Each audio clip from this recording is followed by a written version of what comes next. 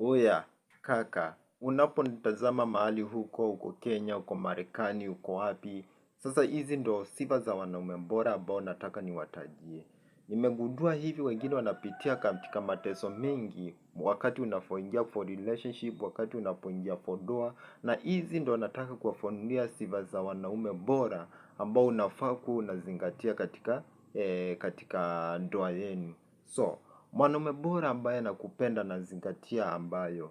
So, tuseme ametoka kazi, anafaa kukuletea zawadi, akuletee nini, kaza. Yani kakitu ya kunice tu, yeye anakuletea. Lakini kama hafanyangi hivyo nikwambie, consider this one about this one.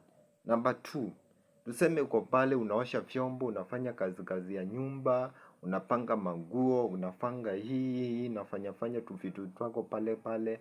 Anafaa kuja, hivi kipenzi yangu umekuwa vipi, umekuwa umenimiss, umekuwa nimekutamani.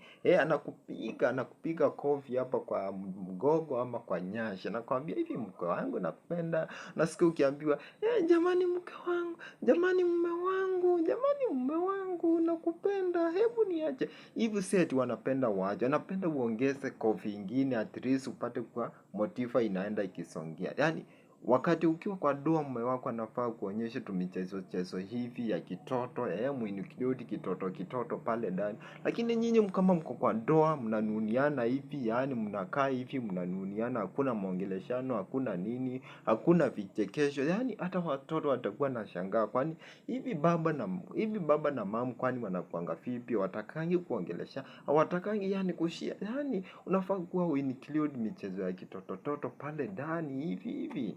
Number 3, kama mume wako anakupenda mzuri, usiwahi itisha love kwa mume wako.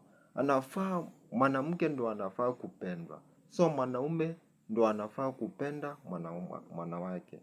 So kama wewe ni mwanamke usiwahi penda mwanamume. Just respect him, just mheshimu na umuonyeshe umtii venye anavyosema. Lakini wewe kama ni mkaka pale, kama ni mdada pale na unatamani ya kuanza kupenda mwanaume, sisi wanaume usiwahi never love about this one. So mwanaume ndo anafaa kupenda wewe, akuonyeshe hii na wewe umheshimu, umtii, umsikilize, kwambia ndo itakuwa inaenda swari kabisa.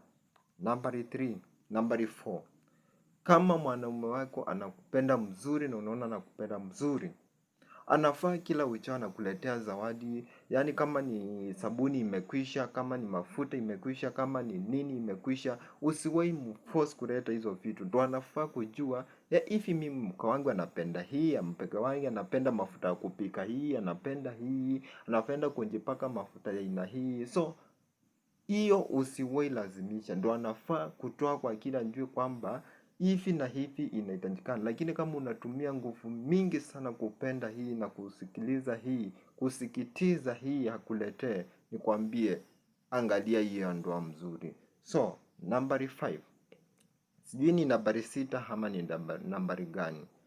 Mume wako kama anakupenda mzuri, anaona ako kazi mzuri, anapata hela. Sasa tuseme wakati wa Valentine, wakati wa sherehe, anafaa kupeleka sherehe pale Nairobi, pale Mombasa, nini na nini, muende mpige manini, muswim pale, mpige maswimu pale, hivi murudi tena, muenjoy nini. Lakini kama kuonyeshe tumichezo, yani tu some kind of entertainment pale, nikwambie mzuri, consider this one about one. So thank you very much for watching. If this one interesting for you, please do not forget to subscribe for me, giving me numerous likes, so that we may move at the same systematic way.